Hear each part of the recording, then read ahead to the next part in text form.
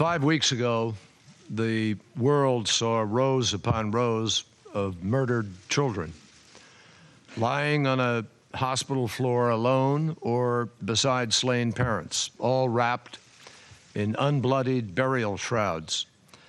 And the world's conscience was shocked, but our collective resolve hardened.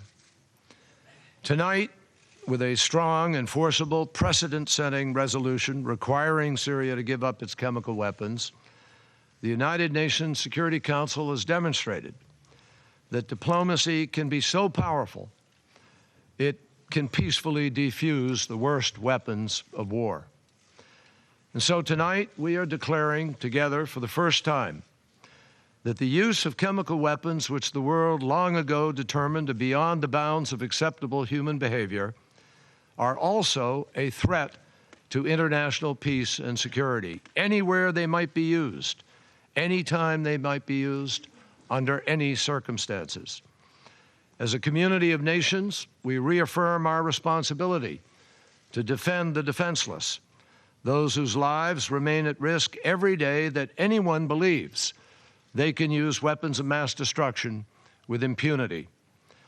Together, the world, with a single voice, for the first time, is imposing binding obligations on the Assad regime, requiring it to get rid of weapons that have been used to devastating effect as tools of terror.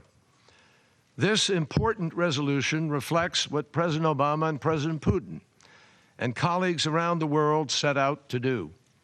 I want to thank Foreign Minister Lavrov for his personal efforts and cooperation beginning before Geneva and continuing through this week so that we could find common ground. I also want to thank my good friends and counterparts, Foreign Secretary Haig and Foreign Minister Fabius, who have been partners every step of the way. Our original objective was to degrade and deter Syria's chemical weapons capability. And the option of military force that President Obama has kept on the table could have achieved that. But tonight's resolution, in fact, accomplishes even more.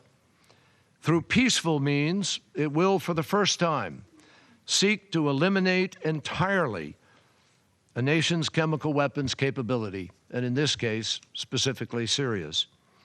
On-site inspections of the places that these weapons are stored will begin by November, and under the terms of this agreement, those weapons will be removed and destroyed by the middle of next year. Our aim was also to hold the Assad regime publicly accountable for its horrific use of chemical weapons against its own people on August 21st. And this resolution makes clear that those responsible for this heinous act must be held accountable. In this resolution, the Council has importantly endorsed the Geneva Communiqué, which calls for a transfer of power to a transitional governing body, paving the way for democratic elections and a government that can be chosen by the people of Syria to represent the people of Syria. We sought a legally binding resolution, and that is what the Security Council has adopted.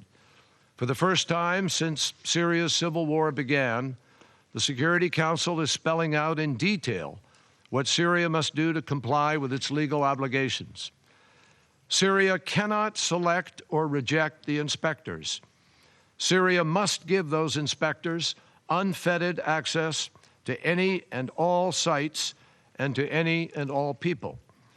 We also wanted a resolution that would be enforced, and again, that is what the Security Council has adopted. We are here because actions have consequences. And now, should the regime fail to act, there will be consequences. Progress will be reported back to the Security Council frequently, and in the event of noncompliance, the Council will impose measures under Chapter 7 of the UN Charter. Just 2 weeks ago, when the Syrian regime would not even acknowledge the vast supply of chemical weapons and say that they existed, this outcome, frankly, would have been utterly unimaginable. But thanks to the cooperation within the P5 of the United Nations, and thanks to our friends and partners around the world, many of whom are here in this room. The Security Council has shown that when we put aside politics for the common good, we are still capable of doing big things.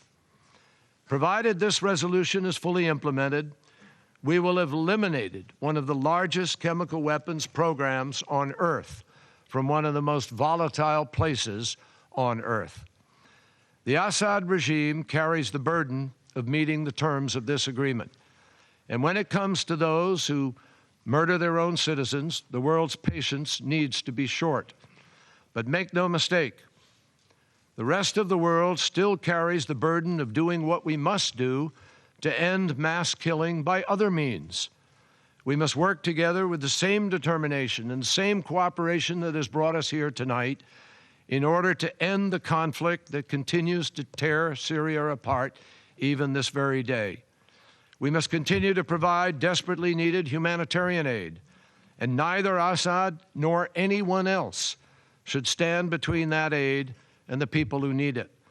Only when we do these things will we have fulfilled our responsibility to the Syrian people and to ourselves. Only then will we have advanced our own interests and our own security and that of our allies in the region. Only then will we have shown that the UN Security Council is meeting its responsibility to enforce international peace and security. So we are here united tonight in support of our belief that international institutions do matter, that international norms matter. We say with one voice that atrocities carried out with the world's most heinous weapons will not be tolerated. And when institutions like the Security Council stand up to defend the principles and values that we all share, when we put violent regimes on notice that the world will unite against them, it will lead not only to a safer Syria, but it will lead to a safer world. Thank you.